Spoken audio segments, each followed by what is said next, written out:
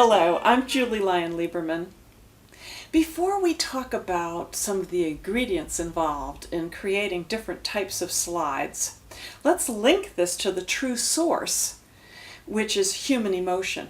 So every single sound we're going to talk about comes from some kind of feeling, some kind of urge to express oneself. When we look at styles from around the world, obviously in this case the ones that incorporate slide technique, we find some very different approaches. Of course, for you and I, as eclectic styles players, we can tap into that musical imagination of the world and pick and choose these sounds as we feel them while we're playing. Now, sliding on strings that have winding, pronounced winding, is actually quite difficult. And that's why I prefer D'Addario's helicore or Zayek's strings. Not only do they give a quick response, but they also provide a smooth surface upon which I can slide in any direction effortlessly while getting a beautiful deep tone. Whether it's the blues, jazz, swing, East Indian, klezmer, no matter what the style, you will need to incorporate certain ingredients into your palette of choices.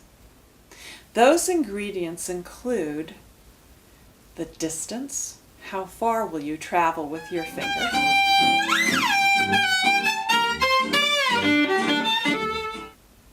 The speed at which that finger will move. Will you travel up into the note or down out of it?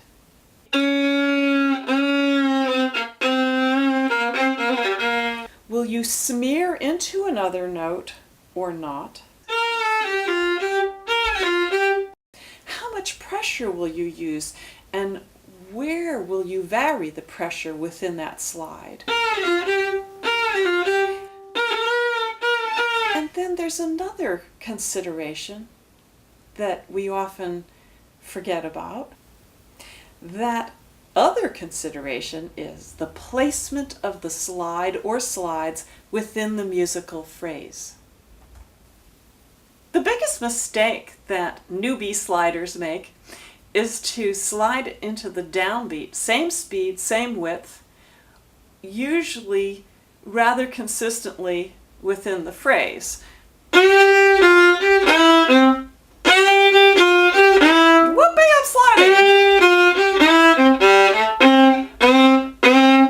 Well, that can become boring very, very quickly, and it can also start to sound soupy because remember we talked about one of the ingredients being pressure. Notice that my pressure was the same on every single slide, in addition to placing those slides within that musical phrase in an identical manner on the downbeat. A downward slide by decreasing pressure as I go, and this is what it would sound like if I didn't change the pressure. And maybe sometimes I would want to make that sound like Sugarcane Harris. But if I decrease the pressure towards the end of the slide, and I have a whole range of variables to work with there. I'm just giving you two extremes to get you started on this.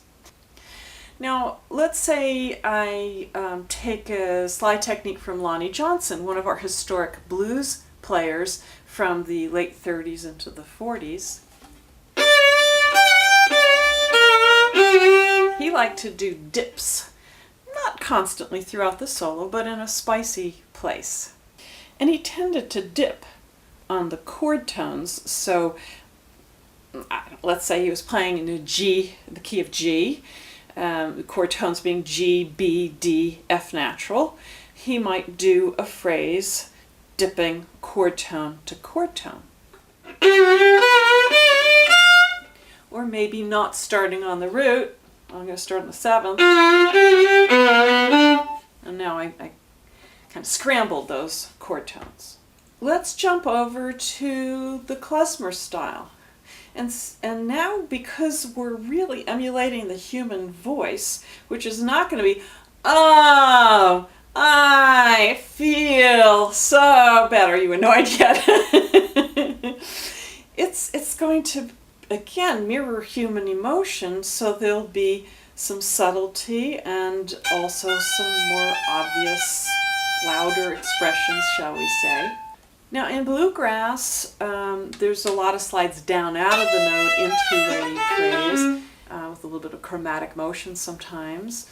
And in the blues as well, we can use this very effectively, particularly, we were talking earlier about where in the phrase does this occur. Well, if you also add another ingredient in here, where in the chord, where in the scale does this occur? Can we slide in or out of any note in the scale? If you're, let's say, in the key of G, you might, particularly for bluegrass and blues and even jazz, you might actually put that slide on the 3rd or the 5th of the key. So we're in key of G.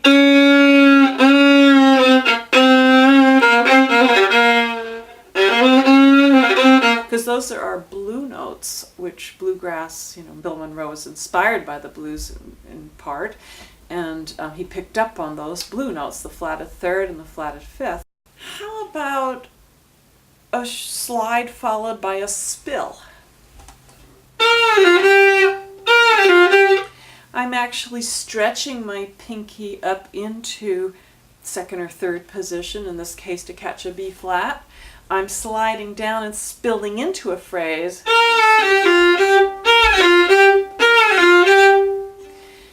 Now, that's a very pronounced example, but perhaps in the flight of imagination, there might be something that's inferred. And here we get into variations in pressure, because in world styles, we don't want to pronounce every single sound the way we would tend to do in Western European. But here we're really talking about sometimes, in jazz we would call this ghosting, or mumbling. I sometimes like to refer to this.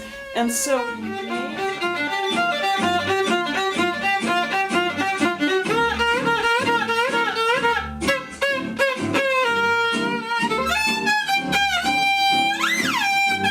there's going to be a lot of undulation in that bow hand to allow certain notes to pop out and others to recede, all the while incorporating some light slides in there. Light meaning that keeping your pressure light versus wringing the water out of a stone, which is also a very effective sound. And so a suggestion to you as a procedure for practicing is to take these ingredients that we've outlined and be very specific. Choose one note and apply every variation of these ingredients to that one note. Short, fast, up into the note. Short, fast, out of the note with no modulation and pressure. Then try hitting the pressure at the beginning of the slide and letting up.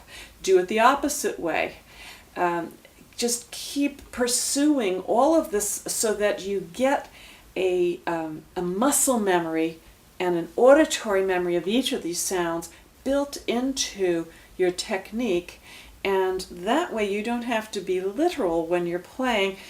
These sounds will be moving around in your system and they will emerge as you are giving your original interpretation of a tune or improvising.